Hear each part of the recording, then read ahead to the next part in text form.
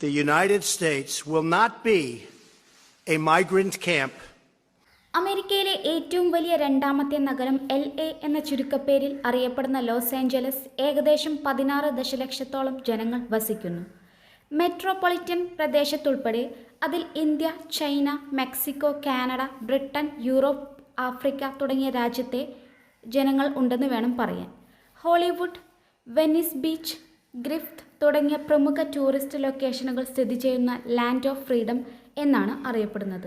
എന്നാലിപ്പോൾ land of hypocrisy എന്ന് വേണം പറയാൻ. കഴിഞ്ഞ ദിവസങ്ങളിൽ നമ്മൾ കണ്ടുകൊണ്ടിരിക്കുകയാണ് ലോസ് ഏഞ്ചൽസിലെ ആളിക്കത്തൽ. ലോസ് ഏഞ്ചൽസിനെ പിടിച്ചുകൊലയ്ക്ക് പ്രതിഷേധങ്ങൾക്കെതിരായ ഭരണകൂടത്തിന്റെ അടിച്ചമർത്തലിൽ US പ്രസിഡന്റിനെതിരെ കേസെടുക്കാൻ പദ്ധതിയിടുന്നതായി കാലിഫോർണിയ ഗവർണർ ഗാവിൻ ന്യൂസും പ്രഖ്യാപിച്ചു. കുടിയേറ്റക്കാർക്ക് പിന്തുണ പ്രഖ്യാപിച്ച് പ്രതിഷേധിക്കുന്നവരെ നേരിടാൻ ലോസ് ഏഞ്ചൽസിൽ കാലിഫോർണിയയുടെ നാഷണൽ ഗാർഡിനെ വിന്യസിക്കാൻ ഡൊണാൾഡ് ട്രംപ് ഉത്തരവിട്ടത് അസാധാരണമായ ഒരു നീക്കമായിരുന്നു. ഫെഡറൽ നിയമം അവഗണിച്ച് ലോസ് ഏഞ്ചൽസിലെ തെരുവുകളിൽ നിന്ന് കുടിയേറ്റക്കാരെ അറസ്റ്റ് ചെയ്തുകൊണ്ട് ട്രംപ് ഭരണകൂടം കുടിയേറ്റക്കാർക്കെതിരെ വലിയ തോതിലുള്ള അടിച്ചമർത്തലിന് ഉത്തരവിട്ടു. ഇത് നഗരത്തിലുടനീളം 10,000-കണക്കിന് ആളുകൾ തെരുവിലിറങ്ങിക്കൊണ്ടുള്ള വലിയ പ്രതിഷേധങ്ങൾക്ക് കാരണമായി.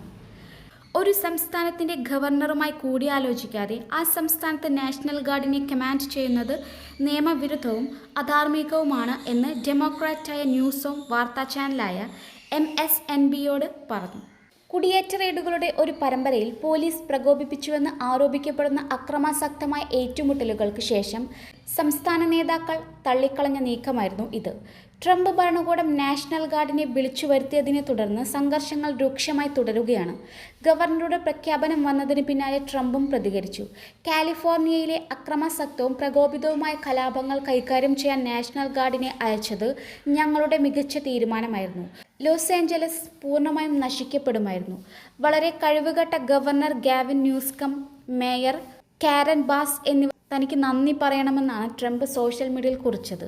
അതേസമയം കാലിഫോർണിയ പോലീസിന് മുന്നിൽ US സേനയുടെ തന്നെ ഭാഗമായ നാഷണൽ ഗാർഡുകളെ വിന്യസിച്ചത് കൂടാതെ മറീനുകളെയും വിന്യസിക്കുമെന്ന് മുന്നറിയിപ്പ് നൽകിയിട്ടുണ്ട്. ട്രംപിന്റെ പ്രവൃത്തി നിയമവിരുദ്ധവും അധാർമികവുമാണെന്ന് ഗാവിൻ ന്യൂസോം വിശേഷിപ്പിച്ചു. ഭരണകൂടത്തിനെതിരെ നിയമ നടപടി സ്വീകരിക്കുമെന്നും അദ്ദേഹം പറഞ്ഞു. ഇന്ന് രാത്രി നിങ്ങൾ TVയിൽ കാണുന്ന സാഹചര്യങ്ങൾ സൃഷ്ടിച്ചത് ഡൊണാൾഡ് ട്രംപാണ്. അദ്ദേഹം സാഹചര്യങ്ങൾ കൂടുതൽ വഷളാക്കി. അദ്ദേഹം എരുതിയിൽ എണ്ണയൊഴിക്കുകയാണ്. MSNBCക്ക് നൽകിയ അഭിമുഖത്തിൽ ന്യൂസോം പറഞ്ഞു. ലോസ് ഏഞ്ചൽസിലെ ശാന്തമാക്കൽ മറൈൻ സേനയെ വിന്യസിക്കുമെന്ന US പ്രസിഡന്റ് ട്രംപിന്റെ ഭീഷണി സ്ഥിതി കൂടുതൽ വഷളാക്കുമെന്നും ന്യൂസോം പറഞ്ഞു. ലോസ് ഏഞ്ചൽസിലെ ജനങ്ങളോട് സമാധാനപരമായി തുടരാനും തീവ്രവാദികൾ പ്രതീക്ഷിക്കുന്ന കെണിയിൽ വീഴാതിരിക്കാനും ന്യൂസോം അഭ്യർത്ഥിച്ചു.